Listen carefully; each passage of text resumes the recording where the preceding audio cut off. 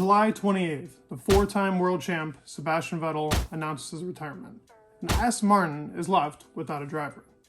What happens 3 days later? Fernando Alonso gets signed to the team on August 1st, announcing their 2023 lineup. I think this is the best lineup that Aston Martin could have gotten for the 2023 season, and I'm going to tell you why. First of all, let's look at some of the options that they had for that season if it wasn't Fernando. And let's be honest, Fernando wasn't really an option at that time because it seemed like Alpine was going to pick him up and he was not available to the grid, or he just wasn't going to have a seat. But what did Aston Martin do? They took their chances. As soon as they knew Seb was leaving, they went to a two-time world champion with extreme experience in multiple different cars. The options they had were probably a Nico Hülkenberg. Maybe Mick Schumacher was also interested. Probably some F2 prospects, maybe Felipe Drugovich, who is now one of their reserve drivers. Maybe Felipe could have been an option.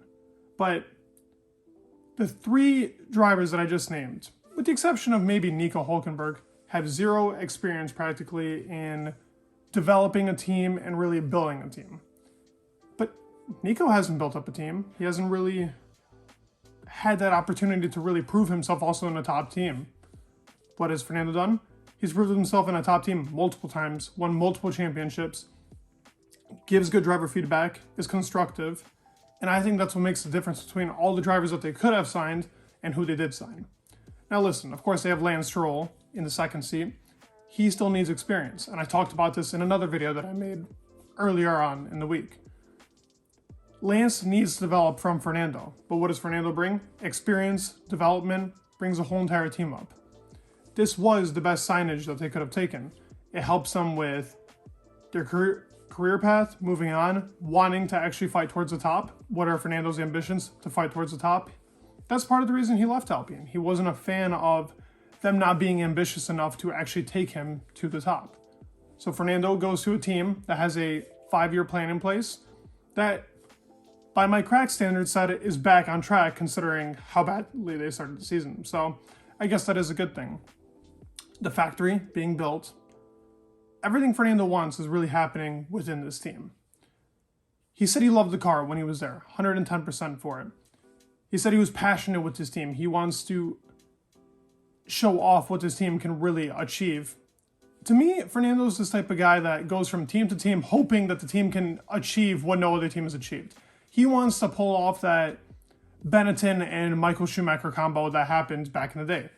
And I don't blame him. That would be an insane track record to have, to be a champion with a team that probably wasn't as good before, but ended up becoming this huge team. Now, like the comparison I just used, I feel like Aston Martin will be the Benetton for Michael Schumacher that is now for Fernando Alonso. This is the type of team that he wants to, at the end of his career, just be like, listen, I want to try for one more run, and if I can't achieve this run, then maybe he pulls off kind of like, in my opinion, I was going to use this comparison, but I feel like what Vettel did for Aston Martin these past couple of years is kind of what Michael Schumacher did for Mercedes. They kind of knew he was retiring, he was getting towards the end of his career, but they needed a driver to develop that car even more. Now that car had been developed. What did they get? Like 5th place when Michael ended up leaving the team? After that, Michael leaves. He left 2012, but then 13, 14, 13, they were amazing. Had the most pole positions in the season, but in 14, it was when they won their first title, when the regulations changed and everything. Now, I think Aston Martin's goal is kind of the same, and I think that they're aiming towards that 2026 when the regulations change, that they really get it right. But I do think by the time 2025 comes along, or even 2024, I even think 2023 is going to be a good year for them, but 2024 and 2025 will be years that I think they can contend with the top 30 teams. Now, as ambitious as that sounds, who's a very ambitious man on the grid?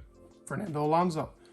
He believes in this project, I believe in this project, and there couldn't have been a better person to sign onto a contract for a longer period of time, a 2 to 3 year contract, towards the end of his career, like a Fernando Alonso. Somebody with experience, somebody that's an insane driver and can adapt to really any driving style that will help improve the permanency of Lance Stroll and probably help improve really the team in general and kind of get them into that more competitive nature.